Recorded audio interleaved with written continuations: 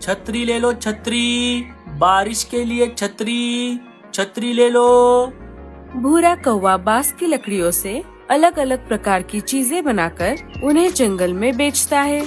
उसी से उसकी रोजी रोटी चलती है। जंगल में अभी बारिश का मौसम चल रहा है। उसी मौके पर भूरा बांस की लकड़ियों से छतरियाँ बनाकर उन्हें जंगल में बेच रहा है।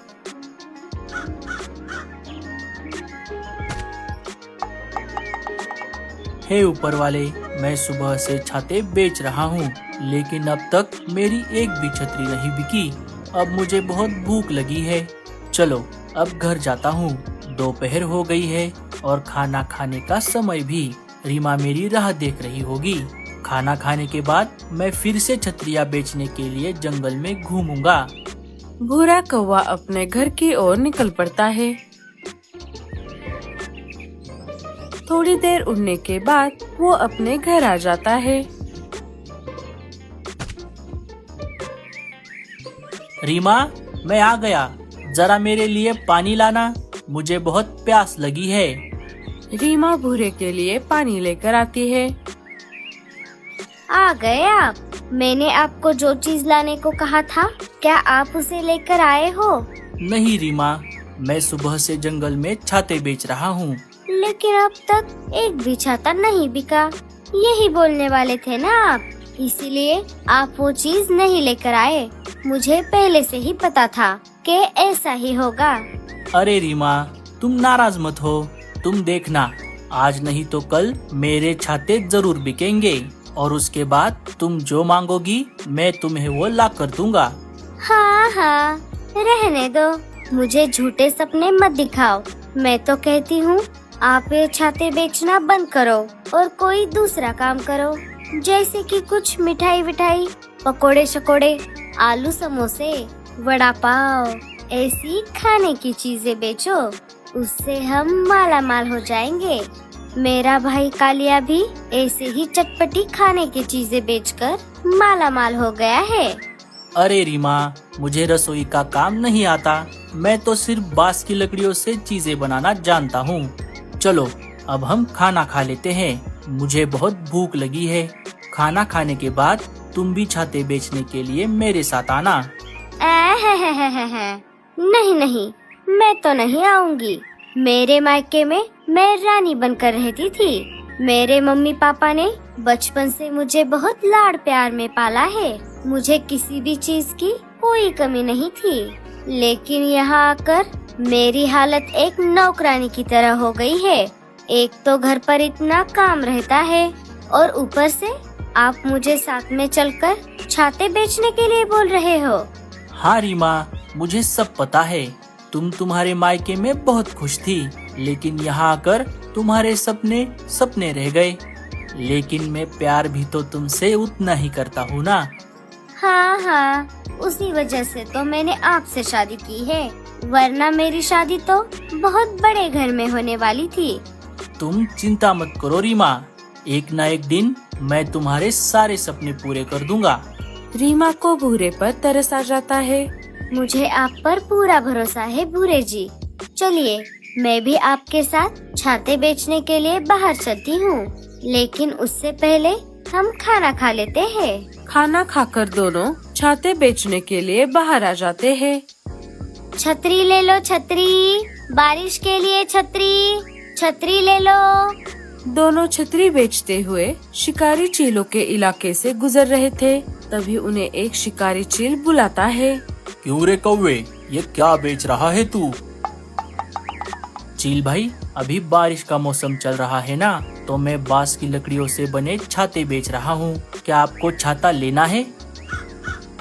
अच्छा, ऐसी बात है।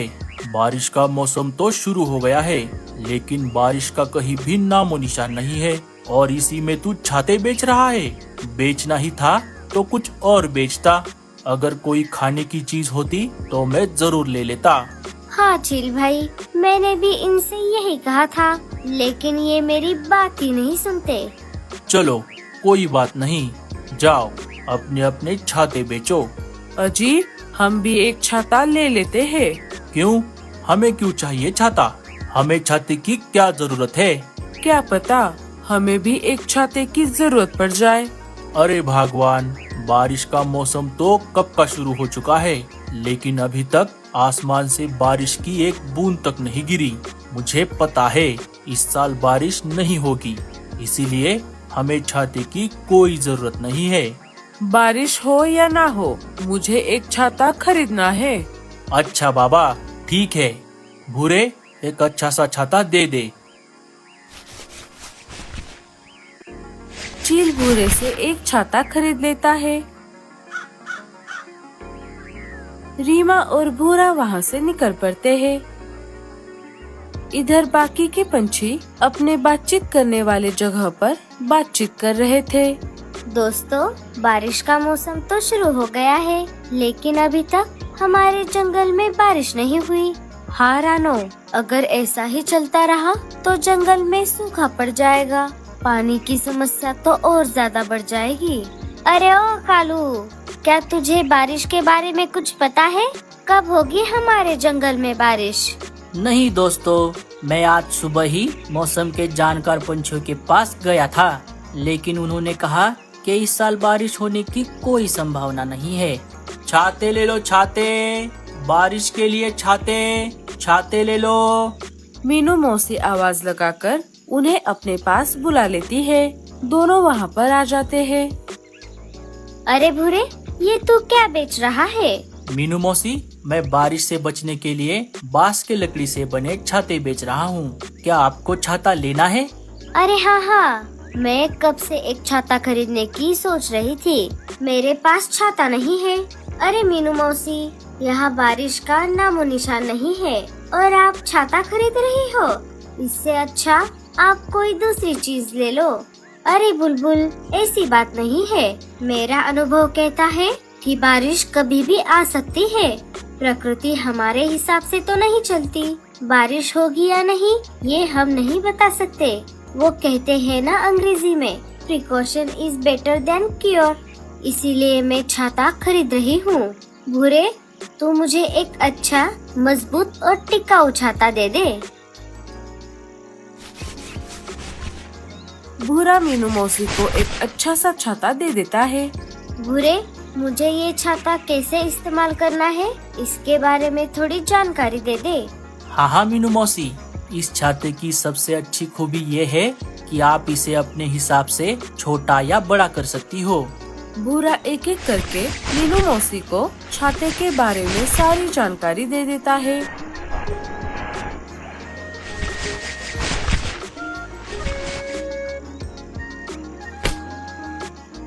अरे वाह, ये तो बहुत अच्छी बात है। भूरे, तू बांस की लकड़ियों से चीजें बनाने में बहुत माहिर है। दोस्तों, आप में से किसी को छाता लेना है? हाँ हाँ रीमा, मुझे और रानो को छाता खरीदना है, लेकिन अभी हमारे पास पैसे नहीं है। हम जब घर जाएंगे तब पैसे लेकर तुम्हारे घर आकर छाते खरीद लेंगे। कोई बात नहीं लाडो, तुम दोनों अभी छाते ले लो और पैसे बाद में दे देना। भूरा रानो और लाडो को एक एक छाता दे देता है। भूरे, मुझे भी एक छाता दे दे। नहीं नहीं, हमें छाते की कोई जरूरत नहीं है। चलिए, हमें अभी घर जाना है। घर पर बहुत सारा काम पड़ा है। कालू और गोरी वहाँ से चले जाते हैं। उन दोनों के जाने के बाद वहाँ पर राजा जी के सिपाही आ जाते हैं। रीमा और भूरे, तुम दोनों को राजा जी ने महल बुलाया है, चलो हमारे साथ। रीमा और भूरा सिपाहियों के साथ अपने छाते लेकर निकल जाते हैं। थोड़ी ही देर में रात हो जाती है। सारे अपने अपने घोंसले में सो रहे थे। तभी आधी रात को तेज तूफान के साथ साथ आसमान में बादल गरजने लगते हैं। अरे बाप रे, लगता है बारिश होने वाली है। मुझे अकेले यहाँ पर डर लग रहा है। मैं एक काम करती हूँ, बच्चों को लेकर लाडो के पास चली जाती हूँ। रानो बच्चों को लेकर लाडो चिड़िया के पास आ जाती है। अरे रानो, तुम आधी रात को यहाँ कैसे आ गई? क्या कोई परेशानी है? नहीं लाडो, बच्चों के पापा काम के सिलसिले में जंगल से बाहर गए हैं और बाहर अचानक तेज तूफान और बादलों के गरजने की आवाज आ रही थी। मुझे अकेले डर लग रहा था, इसीलिए मैं बच्चों को लेकर तुम्हारे पास आ गई। अच्छा किया रानो, तुम यहाँ पर आ गई। सोनू और पिंकी के पापा भी आज घर पर नहीं है। मुझे भी अकेले घर पर डर लग रहा था। थोड़ी ही देर में तेज बारिश शुरू हो जाती है। चलो, अच्छा हुआ बाबा, मैंने आज भूरे से छाता खरीद लिया। इस बारिश का कोई भरोसा नहीं है, ये कभी भी टपक जाती है। देखा गौरी, मैंने तुमसे कहा था हम एक छाता खरीद लेते हैं। अब देखो कितनी तेज बारिश हो रही है। अरे कुछ नहीं होता, ये इतनी सी बारिश हमारा कुछ नहीं बिगाड़ सकती। गौरी ऐसा बोल ही रही थी कि तभी तेज तूफान की वजह से उनके घोंसले की छत हवा में उड़ जाती है। अरे बाप रे, ये क्या हो गया? गौरी चलो यहाँ से, हमें किसी से मदद लेनी होगी। वो दोनों वहाँ से निकलकर मीनू मौसी के घर के बाहर आ जाते हैं।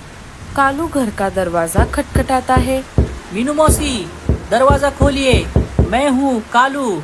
हम बारिश में भीग रहे हैं, हमारा घोंसला टूट गया है। अगर मैंने इन्हें अंदर ले लिया तो दूसरा घोंसला बनाने तक ये मेरे ही घर में रहेंगे। इससे अच्छा मैं सोने का नाटक करती हूँ।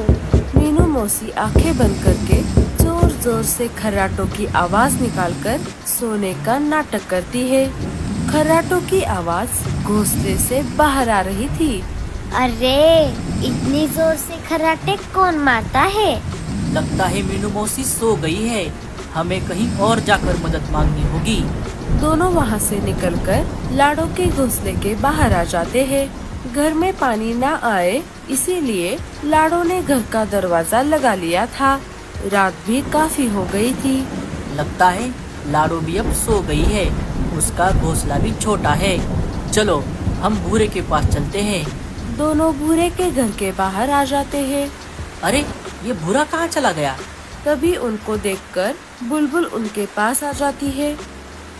अरे बुलबुल, ये भूरा और रीमा कहाँ चले गए? कालू भैया, राजा जी ने उनके सारे छाते खरीद लिए और उन्हें रहने के लिए महल में एक कमरा भी दे दिया। मेरा घर भी तूफान की वजह से उड़ गया, इसीलिए मैं बाहर बैठी हूँ। चलो चलो, हमें किसी सुरक्षित जगह जाना होगा। सारे वहाँ से निकल पड़ते हैं। थोड़ी देर खोज करने के बाद उन्हें एक जगह खाली पड़ा हुआ टूटा फूटा घोंसला दिख जाता है। वो सब उस घोंसले में आ जाते हैं। उस घोंसले की छत से जगह जगह से पानी अंदर आ रहा था। तभी कालू को मीनू मौसी छाता लेकर जाती हुई दिखाई देती है। कालू उन्हें आवाज लगाता है। मीनू मौसी, इधर आइए। मीनू मौसी वहाँ पर आ जाती है। अरे तुम सब यहाँ पर कैसे? गौरी सारी बात मीनू मौसी को बताती है। अगर हम देवर जी से छाता खरीद लेते तो कितना अच्छा होता, हमें ऐसे बारिश में भीगना नहीं पड़ता। तभी मीनू मौसी के दिमाग की बत्ती जल जाती है। अरे हाँ, मुझे याद आ गया, भूरे ने कहा था ये छाता अपने हिसाब से छोटा या बड़ा हो सकता है। सारे मिलकर छाते को बड़ा कर देते हैं। उसे घोंसले के ऊपर छत की जगह लगा देते हैं। इससे बारिश के पानी से सारे बच जाते हैं। रात भर तेज बारिश चलती रही। भूरा और रीमा महल से निकलकर अपने दोस्तों से मिलने बाहर आ गए थे। तभी सारे पंछियों ने भूरे से अपने लिए एक एक छाता बनवा लिया। अरे वाह भूरे, ये तो छाते का घर बन गया।